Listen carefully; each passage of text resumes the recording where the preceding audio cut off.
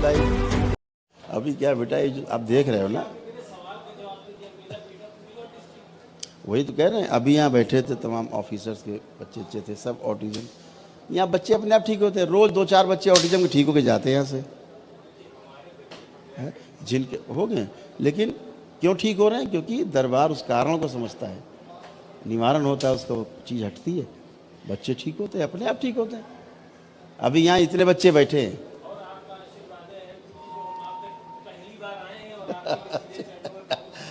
खुश है।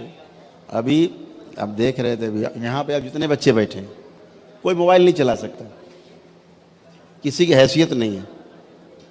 2 साल से लेके 25-26 साल तक के बच्चे मोबाइल नहीं चला सकते, हैसियत नहीं किसी की।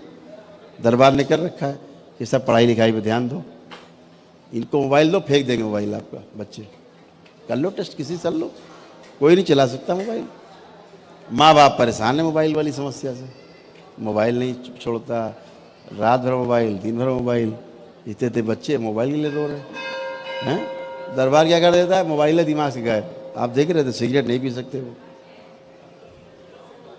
शराब मांस नहीं खा सकता कोई।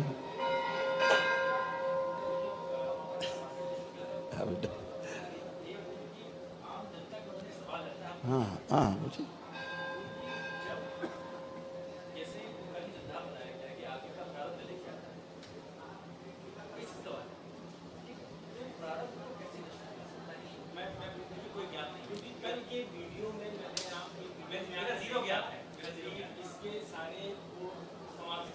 हाँ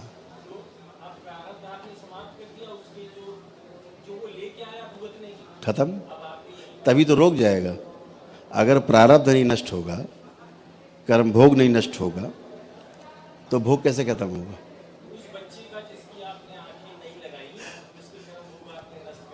हाँ ठीक है ना। तो इसीलिए बच्चा वो देख पाया, इसीलिए बच्चा वो देख सकता है?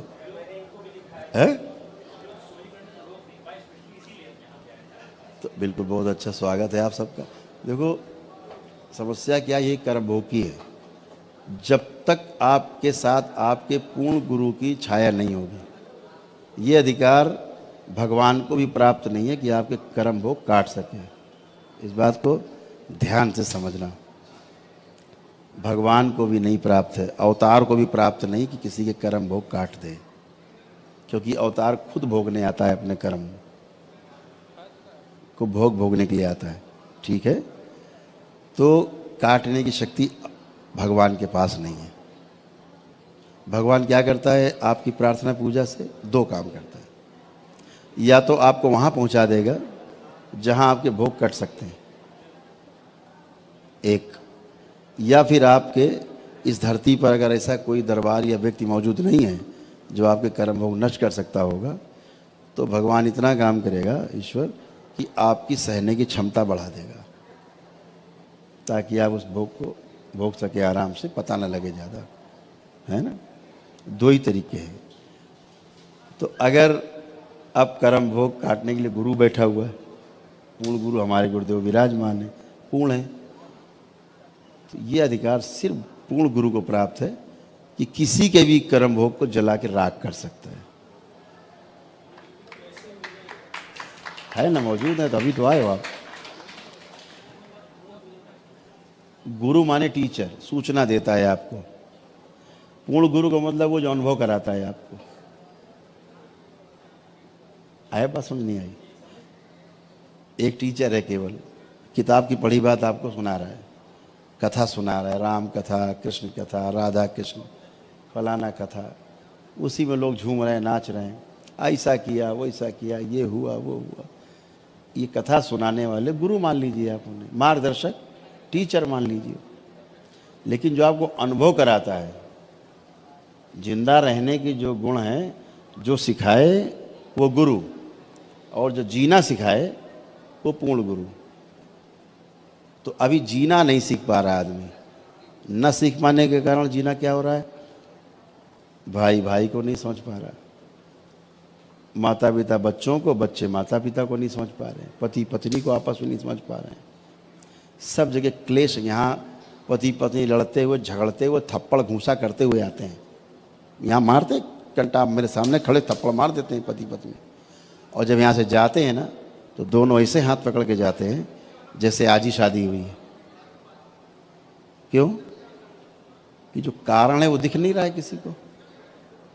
अब काउंसलिंग हो रही बैठ के शहर में, सारे ऑफिसर्स परेशान है, पति पत्नी झगड़ा कैसे निपटे, अरे ना। अब लोग लगे पड़े, यहाँ वो काम हम 10 मिनट में कर देते हैं। दोनों हाथ मिला के अभी गए, अभी दोनों पति पत्नी के अभी बात करने को तैयार नहीं थे, अभी दोनों हाथ पकड़ के गए, अभी 1 घंटा नहीं हुआ। तो ये समस्या जो है आप करते नहीं, समझाते। किसको समझा रहे हैं आप? जिसको समझा रहे हैं वो तो पैर के अंगूठे में बंधा बैठा है, सुन रहा है, कर कुछ कर सकता नहीं है, और जिसको समझा रहे वही हरकत कर रहा है।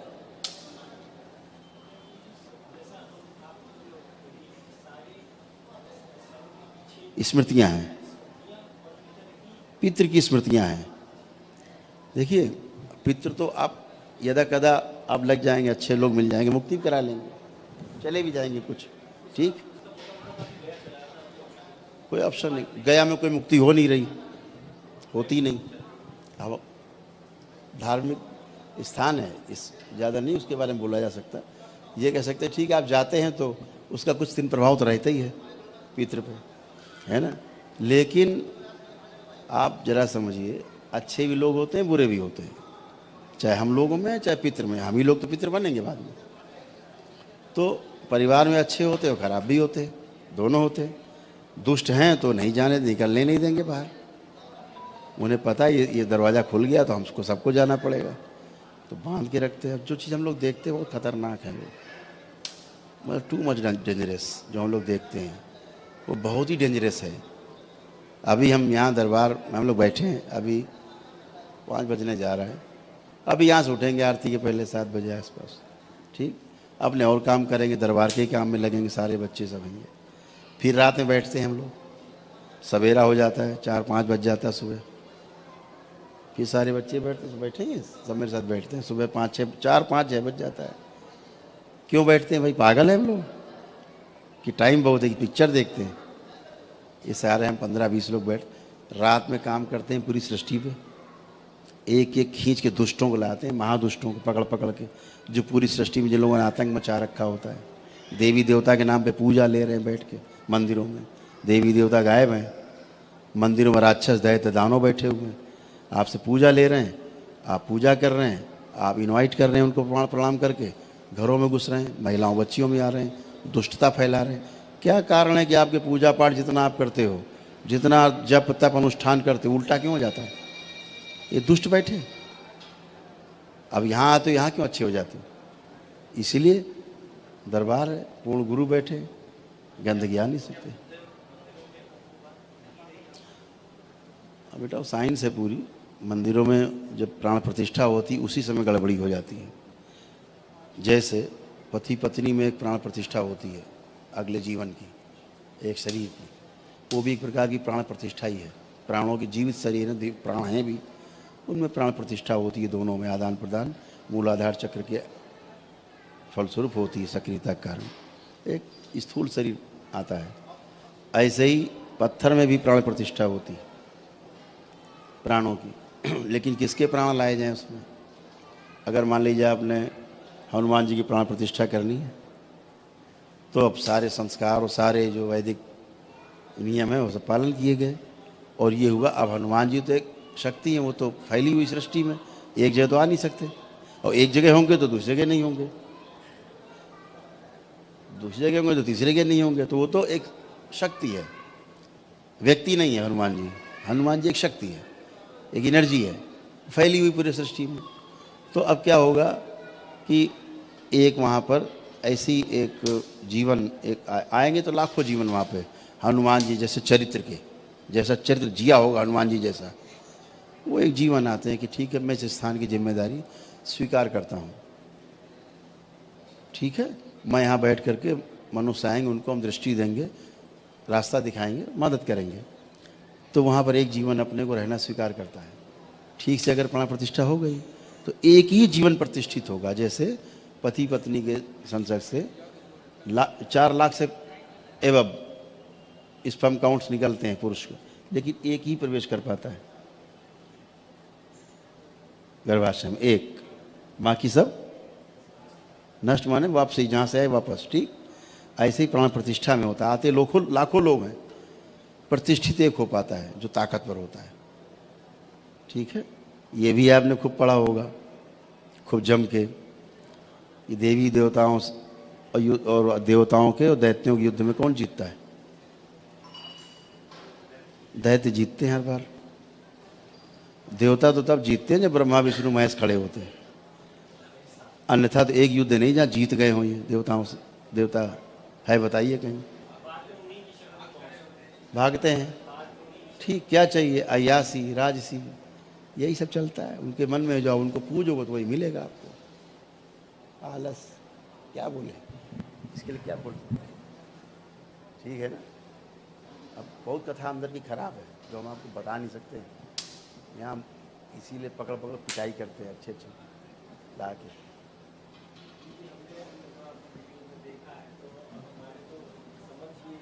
अब आगे क्या हुआ सुन लो, 4 लाइन रह गई। अब क्या हुआ कि हमने आपको बताया कि देवताओं से ज़्यादा दैत्य ज़्यादा ताकतवर है। जहाँ पर ये सब हो रहा होता है, प्रतिष्ठा हो रही होती है, दैत्य भी आते हैं। आप जब भागवत कथा होती है तो देव पुरुष भी आते हैं और दैत्य भी आते हैं। दोनों, एक काला झंडा लगता है, देखा होगा, और एक लाल झंडा लगाया जाता है, छोटा सा लगाते हैं ना, दैत्यों के लिए, असुरों के लिए, और एक देवताओं के लिए। क्योंकि दोनों हैं तो कश्यप की संतान है, दोनों ही आएंगे। अब यहाँ पे दैत्य ताकतवर आ गया तो उसने 4 लात मारी एक को, जिसका वहाँ पे प्राण प्रतिष्ठा होने जा रही, और खुद बैठ गया दैत्य। अब आपको तो दिख नहीं रहा है किसकी प्रतिष्ठा हो गई, अब दैत्य की प्रतिष्ठा हो गई, बंध गया मूर्ति से। अब करो दैत्य की पूजा, मूर्ति हनुमान जी की, करो पूजा दैत्य की।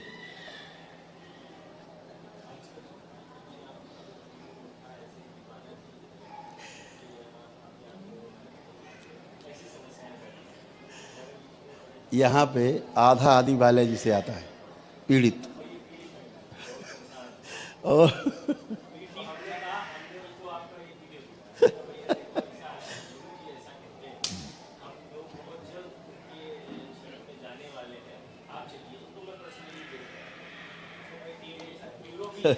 ठीक है, अच्छा, बहुत बढ़िया।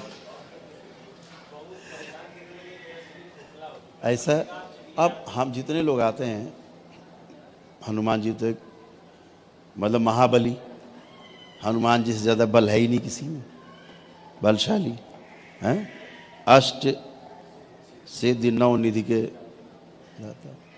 अब आप समझिए, जो सबसे बड़ा बलवान हो इस पूरी सृष्टि में, उसको प्रेत की आवश्यकता बैठाने की, एक प्रेतराज, कि तुम सबको ठीक करो। जिनके नाम को सुन के हनुमान जी के प्रेत भाग जाता है, वो प्रेत उनके बगल में बैठा हुआ चिकित्सा कर रहा है। आप जरा थोड़ी बुद्धि खोलो सब लोग, और जरा सोचो बुद्धि खोल के, जिनका नाम ले लो तो भूत प्रेत गायब हो जाते हैं। सत्य यही है, बिल्कुल गायब हो जाते हैं, एक नहीं बचता। अमावस्या में गंगा स्नान कर लो, एक प्रेत नहीं बचता शरीर में किसी के, एक प्रेत नहीं बचता। पितर को नहीं जाते, पितर नहीं जाएंगे, लेकिन प्रेत एक नहीं बचेगा बाहरी। इसीलिए हमारे ऋषि मुनियों ने परंपराएं बनाई, हर अमावस्या में कोई न कोई स्नान, गंगा स्नान।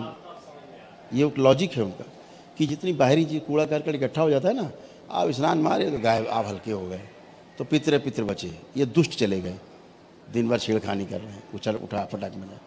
तो ये इसका लॉजिक था। हम मानते हैं अरे बेवकूफ़ों काम गंगा नहाना है, गंदे हो जाओगे, है? वो तो मोक्षदायिनी है, उसकी शक्ति है सृष्टि में।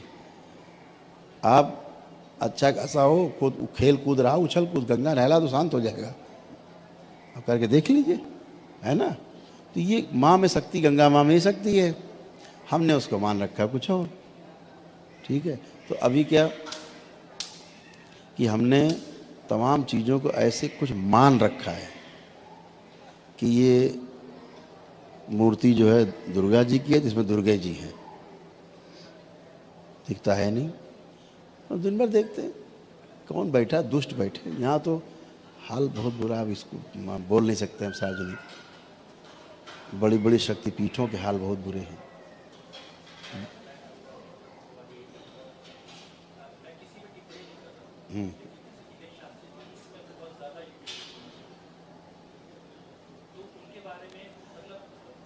देखो बच्चा है, ठीक है, अच्छा है, करे, सब लोग कर रहे हैं, लेकिन क्या है, मैं फिर आपसे कह रहा हूँ, यहाँ दरबार में क्या होता है पता है आपको?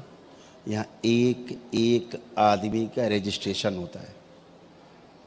जब आप यहाँ आएंगे चिकित्सा के लिए तो पहले बाहर आपका रजिस्ट्रेशन होगा, RFID आपका कार्ड बनेगा, जो भी पैसा देंगे नंबर 1 में वो जमा होगा, उसका दरबार टैक्स पे करता है नंबर 1 में, समझ रहे हैं? इनकम टैक्स पे करता है, GST देते हैं एक एक चीज़ की। अगर यहाँ एक जनेऊ भी लेते हैं आप ना, उसका भी टैक्स दरबार देता है। कमर में धागा बांधते हैं ना, उस तक का टैक्स दरबार देता है, समझ रहे हैं?